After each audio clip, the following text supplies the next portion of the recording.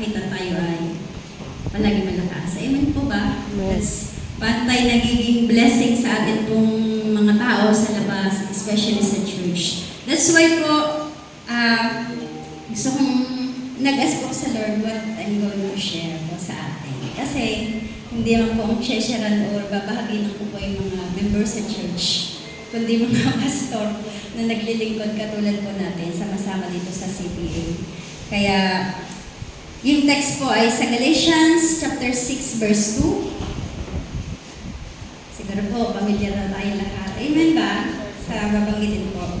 Sabi po dito, Galatians chapter 6 verse 2. Carry each other's burden, and in this way, you will fulfill the law of Christ. Ulitin ko po. Let us carry each other's burden, and in this way, going at personal, we will fulfill the law of Christ. Tayo po'y manalangin. Father God, thank you so much po for this afternoon, Panginoon. Salamat sa mga lingkod mo, Panginoon, na kasama ko po dito, na mag-meeting kami sa great purpose mo po sa amin. Dalayan ko po, as I share your word, gawin mo po akong daluyan, Panginoon, ng pagpapala sa lahat po ng makikinig. Let the power of your word speak through our hearts, sa aming soul, Panginoon, ng iyong banal na spirito po, siyang manguna, magbigay, O God, ng mas malawak na kaunawaan sa amin. What does the Galatians chapter 6 verse 2 ang bibig pong ipahiwatig, Panginoon? Lord, ikaw pong malayang kumilos sa aking buhay, sa buhay ng bawat isang kapatid ko pong nararito, Panginoon. Lord, inihiling namin ang kapangyarihan mo, ang siyang kumilos, ang iyong pagsama, ang pangungusap mo, maging ang aming puso't isipan, maging handa upang kumain ng iyong salita, upang kami mas lalo pa, Panginoon, ma-equip, lumakas for your glory, Panginoon, sa ipapagawa mo po sa amin. Kaya salamat po. Ikaw lamang ang makita at mahayag sa oras po na ito. Ito po ang aking pagsusumamot dalangin sa pangalan ng Panginoon Jesus. Amen. Yan. Paano tayo mag-carry ng burden? Ano po, tayo mga pastor, kaya sabi po kanina, di ba, palagi natin na tayo ang makitang malakas kasi tayo ang pastor. Amen? Tama po ba? Kaya minsan, kahit sa pag-goal po natin na palagi tayo yung magpakita ng kalakasan, real talk, madaling pastor, nagkakaroon ng burnout. Nagkakaroon ng so much burden kasi hindi na masyado na-recognize kung paano naman ang pastor. Siya yung makakaramdam ng kinikere din yung kanyang burden. Tama? Kasi tayo po, real talk, lagi tayong, yung problema ng ating mga members, pati ng iba, kalimitan niya ng ating pong kinikere, nag-burden po tayo. Kasi mapagmahal tayo eh. Kaya nga tayo, pastor, taga-pangalaga ng ating mga tupa. Pero sometimes po, ang sarili natin ang ating minsan nakakalimutan. Amen ba? Sino po dito naka-experience na lalo na yung mga nanay na pastor? Na may mga anak pang maliliit at saka alagain, tapos ikaw ang pastor ng congregation. Di ba minsan, hindi tayo makasukulay ng ayos. Amen ba? Ay, pag madami kang gampani, tsaka ano. Meron din naman pong iba, hindi lang sa mga pastor na babae, pati na sa mga pastor po na single at saka yung iba widow. Minsan, tapos yung iba, madami kong kilala, kahit may asawa, pero minsan nagiging super pastor. Tama. May kilala po kayong ganyan, yung super pastor. Sa church, kahit matagal na ang church, wala pa siyang nakakatulong magpasa ng mga bigatin. Kaya napakahalaga po din para sa akin yung pag-attend po ng ganito na ating pong meeting. Kasi dito po, kanina pa lang bigyan mo yung pasay sa ni Lord sa akin habang tayo nagdadatingan kanina. Alam niyo yung simpleng nagkukwentuhan tayo kung anong nangyari sa atin. Di ba po? Gaya kanina pagpasok, Pastor Gold, yung ganyan ko, kwento niya yung story about sa kanya sa asawa po niya, hindi din sa atin. Siguro habang tayo nakaupo diyan kanina, yung pag-ano natin. Dito po sa atin sa CPA, dito tayo nakakaano nung nakikiri yung ating burden. Amen? Bilang mga pastor. Amen po ba? Wala na siguro sa atin po dito yung parang no man is an island na po dito. Ano? Wala na. Lahat tayo, ano na. Lalo na nung pagkagaling natin ng Baguio. Amen po. Pero kung mayroon man pang parang hindi pa nakakapil na parang bilong, I pray sa pag-share po natin ng word na to this afternoon, mangusap ang Panginoon sa atin. Amen? So, paano ba tayo makaka-carry ng bawat isa pong kabigatan natin? Paano ba? Sa pagkwento lang ba, pwede na makakarry ng burden na ating nararamdaman na nasa balikat po natin? Una, 4 lang naman po ito na main point. Pero I pray, ang Lord ang patuloy mangusap. Una, recognizing the weight around us. Yan, sabi ko nga po, marami po sa atin ay silently suffering. Tayo nagsusulo minsan ng ating mga yung pasakit talaga, lalo pag personal, tapos mahirap mong i-broadcast. Lalo pag tungkol sa mag-asawa, tama, sa mga babae. Tama po, hindi natin bastang ikukwento yung problema ng personal natin sa iba. Kasi nga, ay natin machichismis ang nangyayari sa atin. Tama ba? Pero, kapag tayo po bilang mga magkakapatid sa mga pastor po tayo, pag nare-recognize po natin, or ano ba yung nare-recognize? Pang na-discern mo, nare-recognize mo yung kabigatan, na mararamdaman, nare-recognize. Amen? Kahit hindi gaano pa ikinukwento ng ating mga kasama po dito. Once na may ganun po tayong attitude, na nare-recognize natin yung bigat around us, nagiging kabahagi na tayo ng pasanin. Amen? Amen? Sino yung dito po yung na-bless dahil kahit hindi niya ikinwento yung pinagdadaanan niya, pero dahil nung nag-pray tayo na sama-sama, na-release natin yung kabigatan. Ako, lagi ko po yung na-experience dito, kaya pinapasalamatan ko ang Panginoon sa mga tao ginagamit na ganun sa buhay ko, personally. Lalo po kami, Pioneering Church. As in, ang daming, pag may nagtatanong, kagaya si Pastora po kanina, kasi alam niya yung aming church ay pioneering at saka po, ano, kumusta sa church niya? No? Like at ibang pastor. Sabi, yung magtanong na gano'n, ano na yun eh? Na yung pasanan mo, parang naiibahagi mo na gumagaan. Amen? Kaya napakalaga na recognize po natin yung weight, yung bigat ng burden. Amen? Amen? Padalwa po. Namumula po ang mukha ko dito. Padalwa. Paano ba tayo makakere po? Padalwa, responding with Christ-like compassion. Amen. Yan pa rin tayo, pag tayo nagre-respond ng katulad ng compassion ng Panginoon. Paano ba si Lord umaabot? Amen po ba? Tayo ay umaabot ng may pagmamahal, walang pananumba. Amen. Kasi sa atin po, real talk, hindi naman tayo laging okay.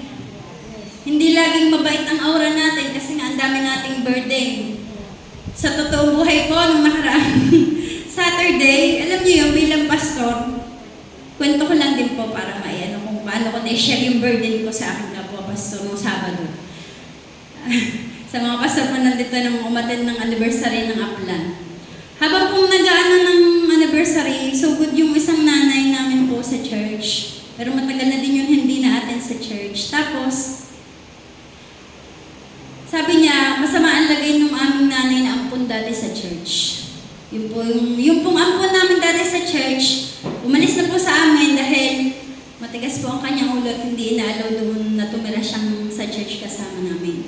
Yung tao po na yon, ang dami pong ginawang hindi maganda sa akin personally. Pinangalat niyang mga maling kwento na hindi po totoo. Pero yung oras po na nandun ako sa anniversary po ni na Pastor Berna po. Sugod kasi nga, alam na ako, kami pong mag-asawa ni Pastor, ang pastor po nung matanda, kahit sabing masama ugali o matigas ang kanyang ulo. Pero alam niyo yung naramdaman ko pagkakita ko po doon sa kay nanay. Nanay Maring ang pangalan niya. Ano na po siya? Nagpupo na, tapos nahabag po talaga ako dahil wala ang kanyang pamilya doon, tapos dadalhin siya sa ospital. Bilang pastor pala, pag yung compassion ng katulad na sa Panginoon, mararamdaman mo, hindi mo maisip yung ginawa sa'yo. Amen? Hindi mo mararamdaman yung parang masama ang tingin mo sa kanya kasi ang pangit ng minahal mo, inalagaan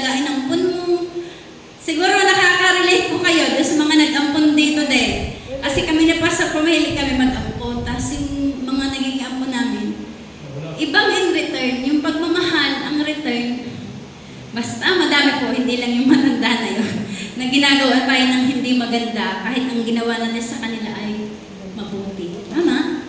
Burden yun eh. Hindi ko naman dapat problemahin yung sinanay na yun kasi ganun. Pero alam niyo po, sabi ko, 2 beses ako nakapaghugas ng pupo nang hindi ko man kamag-anak. Sabi, paano kaya nagawa yun, Lord? Kasi nga naramdaman ko yung haba. Sabi ni Pastor, ba, hinugasan mo pa? Sama-samang ginagawa sa atin. Lalo na sa akin po, kasi akong minano niya. Pinamalita niya si Pastor, gayong-gayong gano'n, pero hindi naman totoo. Yun, amen. So, yun po. In-relate po sa atin, sa respond natin sa pag-carry ng burden, amen. Doon po, habang kasi dadalhin dapat sa ospital yung sinanay. Habang, alam niyo, prayer ko po noon, sinabi ko sa mga kapwa pastor, sabi ko po, pasama po sa panalangin kasi wala pong aking asawa, nagdadrive po siya. Tapos po, yung sa bahay na tigilan ng matanda, wala din yung asawa at namamasada po sa kanlubang. Ginawa ko po, nag-coordinate ako sa barangay, sa BQRT, para isusugod sa ospital yung matanda. Pero pagpunta ko doon sa bahay, praise God po, habang siya kinakausap ko, na pinagaling po ng Panginoon. Palakpakan natin ang Lord. Hindi po siya nadala na sa JP sa ospital. Praise the Lord. Kaya iniisip ko kung isusugod pa sa ospital, paano kaya ako may maliit na bata pati po ba? Ang hirap naman iiwanan ko kasi wala kami kasama sa bahay po, kami lang mag-iina. So, praise God kasi yung sa burden ko pong naramdaman, doon ko po napil yung mga pastor, sabi ng isang pastor, huwag ka nang banggitin pangalan. sabi mo kay Bishop Jake, nahingi ng, magbibigay ng tulong kapag yung dadalhin ko na daw po doon. So yung ganun po, tapos yung pag inaano natin yung ating burden, alam mo yung mga tao, kusang nalabas yung ating compassion. Kasi tayo yung mga lingkod ng Diyos. Amen? Yeah. Sa ganung paraan po na tayo nagre-respond, na meron tayong Christ-like compassion, na pupulpil natin yung gusto ng Panginoon na gawin po natin. Amen? Kahit minsan nakaka-challenge po. Amen po ba? Parang minsan isipin mo, bakit ba paproblemahin paano yung pambuhay? Ang sarap minsan ng tulog, tapos kailangan mong mag-rescue. May ganun, ano po. Pero kasama po yun. Amen? Sa paglilingkod po natin sa Panginoon. Praise God. Hallelujah. Paano po tayo mag-carry? Pantatlo. Yan. Ito po yung napakahalagang ministry natin bilang tayo po yung mga kapwa lingkod. Yung restoring the weary servant. Patatlo. Amen? Tayo po ay makakapulpil nung gustong ipagawa ng Lord kapag ang buhay natin ay ipagamit natin kapag may na-restore na weary servant. Alam niyo yung weary servant? Yung parang kahit madami po nagpipreach ng linggo, pero yung personal na buhay po natin, minsan tayo yung sobrang bigat na. Amen po ba? Pero pag mayroong tao na ginamit si Lord para po tayo ma-restore, lumakas ulit, magkaroon ulit ng 100% charge.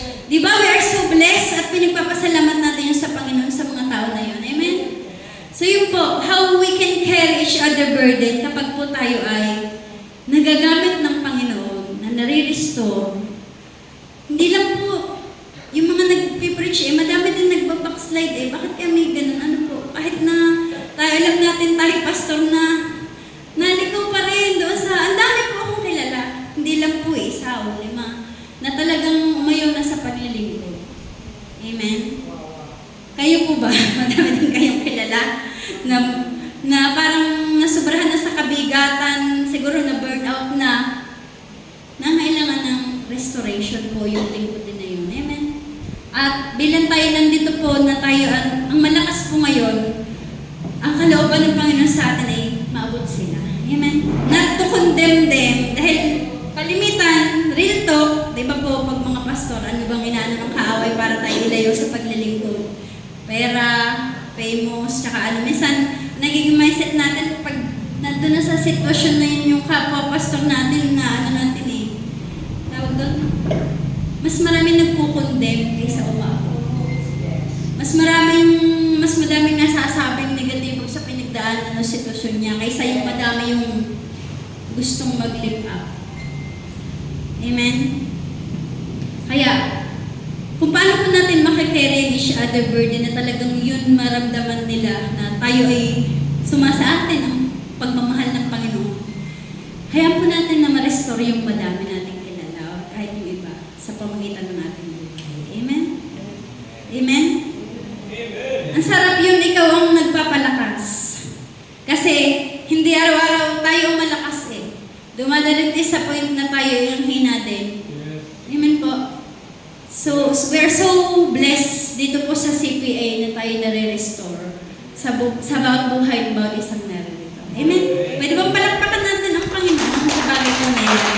Diyan tayo! Yan ang isa sa kasama sa calling po natin to restore the weary. Amen? Na maghamit tayo ng Lord for that. And last po,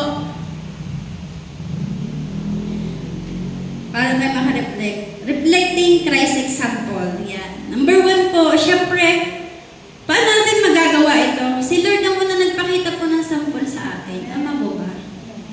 Magagawa natin yon na mag-reflect tayo dahil sabi ni Lord, gayahin natin ang kanyang ginawa. That's why, yun din ang atin pong burden, bawat isa. Amen? Kaya, yung sa word sa Galatians 6:2, yung po'y malawak, di ba? Kung babasahin natin. Pero focus lang tayo sa verse 2. Sabi doon ay, carry each other's burden and, yan, yung result po, pag na-carry na natin through these 4 main points na inanok po sa inyo, ang mangyayari, in this way, you will, we can fulfill the law of Christ. Ano po yun? Abutin, mahalin, amen po ba, mga tao. Ipakita kung ano yung totoong pag-ibig na meron ng Diyos natin. Ang Diyos na hindi nanunumbat, kundi tapat pong magmahal. Amen po? Amen? Kaya, praise God, dito po tayo sa CPI family. Tayo po mga pastor ay hindi immune. Dahil tayo laging target ng kaaway para tayo ay panghinain, ialis doon sa line at sa plano ng Panginoon na gusto sa atin para magawa natin. Amen? Kaya napakahalaga tayo ay nagtutulungan magpasan ng kabigatan ng bawat isa. Amen? Amen? So God bless everyone. I pray po kung naramdaman natin ang pagmamahal ng Panginoon. I love you po mga CPA pastors. Every time na I'm praying po sa mga CPA pastors, ay palagi po ako naiyak.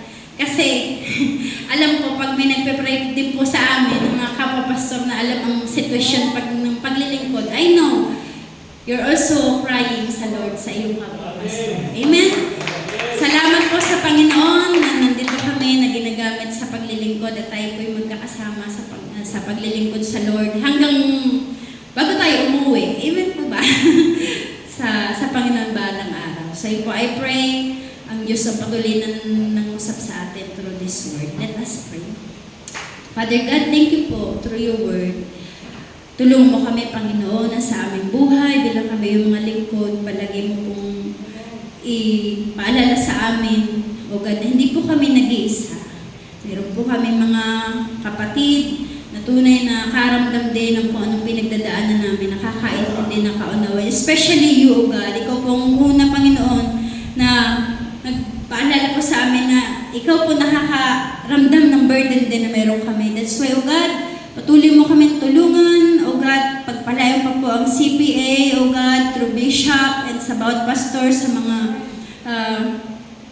department, Panginoon, sa mga amin pong kakaharapin pa, and even sa personal po namin sa bawat churches, Lord, help us na kami po'y magamit mo pang maging kalakasan, makiri namin ang burden upang ito'y gumaan, Panginoon. Hindi lang kami mag-iisang papasa nito dahil kami sama-sama na naglilingkod para sa iyo, Lord. Ito'y gagaan sa tulong at biyaya mo sa amin. Kaya salamat po sa iyo lahat ng papuri, parangal, O God. In Jesus' name we pray. Amen. Amen.